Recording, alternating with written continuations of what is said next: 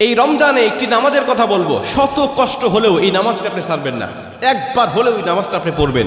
নবীজি এই নামাজের এত গুরুত্ব দিতেন, নবীজি বলেছেন জীবনে একবার হলেও তুমি এই নামাজটা পড়বে।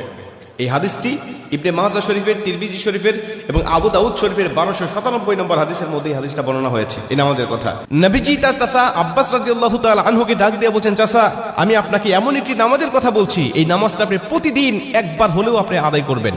চাচা যদি প্রতিদিন সম্ভব না হয়, অন্তত সপ্তাহে একবার হলেও আপনি নামাজটা পড়বেন। যদি সপ্তাহে সম্ভব না হয়, তাহলে আপনি মাসে অন্তত একবার এই নামাজটা আদায় করবেন। চাচা যদি মাসেও আপনার পক্ষে কষ্টকর হয়ে যায়, বছরে একবার পড়বেন। যদি বছরেও না পারেন, জীবদ্দশায় অন্তত একবার হলেও নামাজটা পড়বেন। কারণ এই নামাজটা এত পাওয়ারফুল নামাজ। এই নামাজটা আদায় করার কারণে আপনার প্রকাশ্যে অপ্রকাশ্যে যত গুনাহ করেছেন, আপনার ইচ্ছায় অনিচ্ছায় যত গুনাহ করেছেন, আপনার অতীত জীবনে যত গুনাহ করেছেন, সব গুনাহ আল্লাহ আপনাকে ক্ষমা করে দিবে। চাচা এই নামাজটার নিয়মটা একটু ব্যতিক্রম। এই নামাজটাকে বলা হয় সালাতুত তাসবিহ। এই নামাজের মধ্যে অতিরিক্ত কিছু তাসবিহ পাঠ করতে হয়। সুবহানাল্লাহ, আলহামদুলিল্লাহ, লা ইলাহা ইল্লাল্লাহ, আল্লাহু আকবার। এই চারটা তাসবিহ একত্রিত করে সুবহানাল্লাহি ওয়াল হামদুলিল্লাহি ওয়া লা ইলাহা ইল্লাল্লাহু আল্লাহু আকবার, এই তাসবিহগুলো, এই বাক্যগুলো এখানে পাঠ করতে হয়। 4 রাকাত বিশিষ্ট এই নামাজ সালাতুত তাসবিহ 4 রাকাত পড়তে হয় এক নিয়তে। 4 রাকাত নামাজে প্রতি রাকাতে 75 বার করে করে মোট 300 বার এই তাসবিহটা পাঠ করতে হয়। সুবহানাল্লাহি ওয়াল হামদুলিল্লাহি ওয়া লা ইলাহা ইল্লাল্লাহু আল্লাহু আকবার, এই তাসবিহটা, এই দোয়াটা 75 বার করে করে প্রতি 4 রাকাতে মোট 300 বার করে আপনি পাঠ করবেন। কি নিয়মে পাঠ করবেন আমি আপনাকে নিয়মটা শেখাচ্ছি।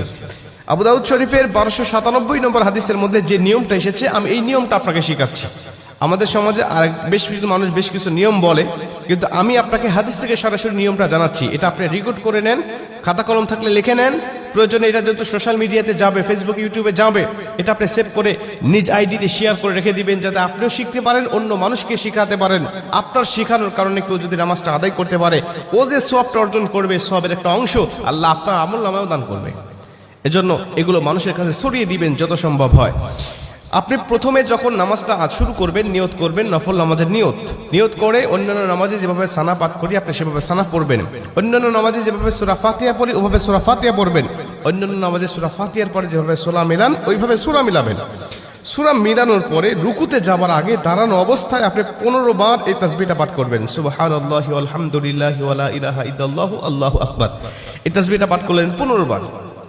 15 বার পাঠ করার পর আপনি রুকুতে চলে গেলেন। রুকুতে গিয়ে রুকুর যে তাসবিহটা আছে, এই তাসবিহটা পাঠ করার পরে সুবহান রাব্বিল আযীম বলার পরে আপনি এই তাসবিহটা আবার পাঠ করবেন 10 বার। সুবহানাল্লাহি ওয়াল হামদুলিল্লাহি ওয়া লা ইলাহা ইল্লাল্লাহু আল্লাহু আকবার।